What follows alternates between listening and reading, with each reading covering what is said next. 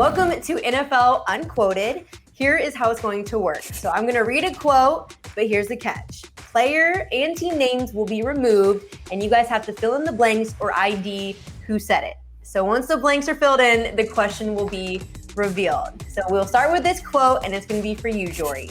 So, I respect blank a lot. Blank is going to make the choices he feels are best for him. Who said it? All right. Well, that was from an interview I did with Tom Brady. So I have a little bit of an advantage here, I think, trying to identify it, because if not, that'd be quite vague. But that was Tom Brady talking about Aaron Rodgers and his situation in Green Bay. He respects Aaron Rodgers and what decision he's going to make. And I had asked Tom, I was like, look, you've navigated the situation in New England for 20 years. Now you're working with the Buccaneers, a little bit of a different dynamic. What advice would he give to Aaron Rodgers? And Brady said he doesn't really think Aaron needs his advice, but he trusts that he'll make that right decision. He respects Aaron. And on top of that, Brady actually said that he's like, I don't just like this game because of what it is physically. I think there's an emotional and mental component, and that's part of what this team dynamic aspect is. And so it'll definitely be interesting to see where Aaron Rodgers and the Green Bay Packers take that. And as everyone knows how hard it probably was for New England fans, Tom did ultimately leave New England. How do you think this ends for Aaron Rodgers and the Packers? I mean, I feel like the end is near. I don't know if the end is right now. I feel like more likely he plays this season in Green Bay. They've already said they're committed to keeping him. Now, Mark Murphy said 2021 and beyond, but I think he's going to be there this year, and then this offseason he'll be gone in some fashion. But all of this, we still have time. Everything that I continue to hear is that he's going to be, that they're not trading him. He would have to sit out. Otherwise, he's going to be in a Packers uniform. All right, Mike, this one is going to be for you. Okay, so, we're going to get blank or blank, but hold on. Wait a minute. We've got blank, so that's who we're going to run with. So you got 3 blanks to fill in, if you can do it. I'll give you one hint. One of the guys' name is Aaron Rodgers. So there's one of the blanks. That was Matt LaFleur saying, we've got Aaron, we've got Jordan, we've got Blake Bortles, and whoever it is, we're going to roll with him. You're close. Okay. You want me to give it to you? Who said it? Or was it Devontae Adams talking about, any of their quarterbacks? Von Miller. This was a hard one. Okay, Von Miller said that. Wait. What did Aaron Rodgers have to do with that? We're going to get Aaron Rodgers or Blake. But hold on, wait a minute. We've got blank. That's who we're running with. Okay, so my question for you is, it feels like the Broncos, or especially their fans, are relying too much on the fact that they think they're going to get Deshaun Watson or possibly Rodgers. Are they an elite quarterback away from Super Bowl contention, and how realistic is it that they could possibly get Rodgers or Watson? I don't think that they're elite quarterback away. I think that they've got a good defense, but I don't think that they're great. I think that they've got some good pieces on offense, but I don't think that they're great. I don't even know that their head coach is great. Vic Fangio is a good defensive coordinator, but he's done nothing to indicate to me that he is an elite level coach yet.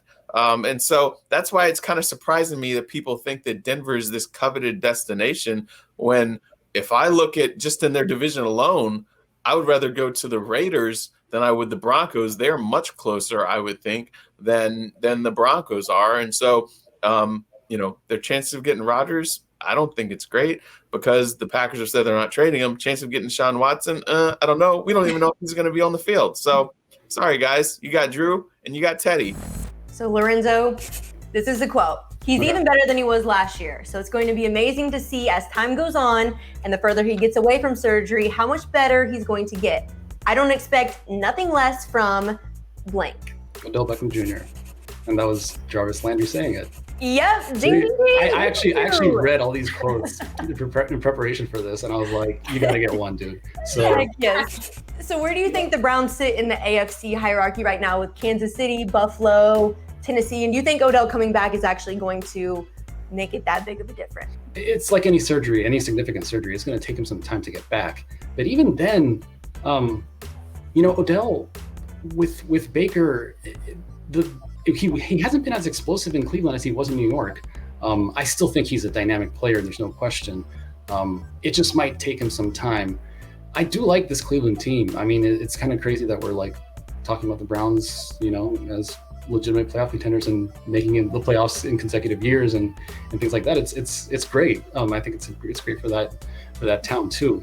However, I mean, we've all talked about the Chiefs. I think they're above.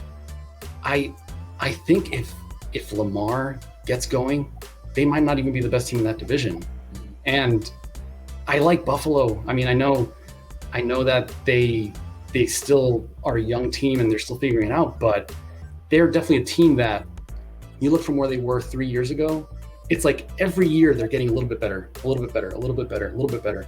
Kevin Stefanski did an excellent job last year, but I think it goes both ways. You want to see Baker be more comfortable in that offense with the play action that they use. I think that was a great thing for him. He minimizes turnovers. But now I think opposing teams can kind of say, okay, this is what they do well.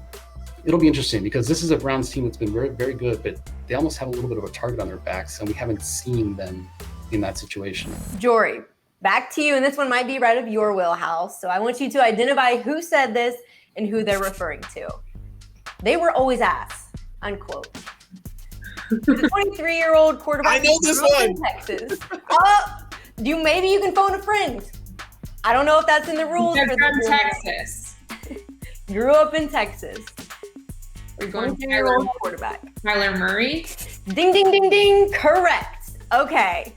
I just want to be clear too that Kyler was only answering this in reference to why he wasn't a Cowboys fan growing up in Texas. So my question for you is, Murray is obviously 23 years old. In his lifetime, the Cowboys haven't even made it to the NFC Championship game. So fun question here for you. Who is closer to winning a championship right now? Arizona or Dallas?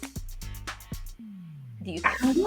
I don't feel great about either of them winning one. Okay. I might go Arizona. I wish I had more confidence in this Cowboys team winning a championship right now than I do, but I think that there were so many organizational dysfunction issues last year that I need to see remedied before I could feel more confident. And then obviously having Dak Prescott come back from his ankle fracture and dislocation is going to be a big deal. They have a lot of offensive firepower. I want to see, though, that Dan Quinn is able to get this defense where it needs to be. I mean, when I think of these young defenders going against Tom Brady in week 1, I don't feel great about it. I also still think that I need to see this offensive line stay healthy.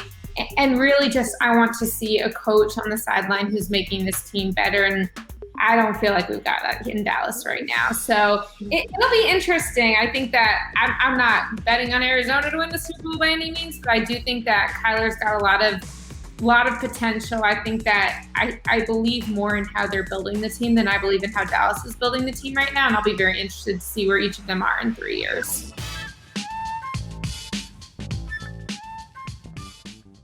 Hey, sports fans, if you want to watch more Sports Seriously, be sure to check out these clips right here. And make sure you're subscribed to the channel to see all the great content from us here at USA Today Sports.